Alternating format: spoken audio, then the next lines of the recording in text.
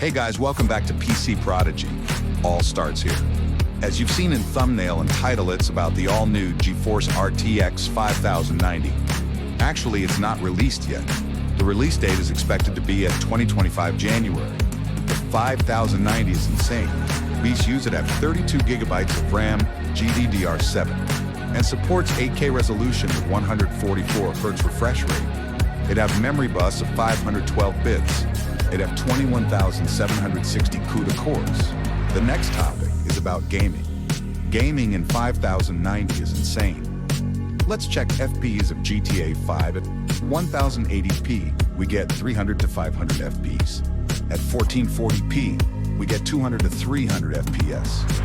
At 4K, we get 120 to 200 FPS. At 8K, we get 60 FPS, which should be smooth as heaven. Next topic is pricing. Pricing would be expected as $19.99 US. Other countries' lists are given.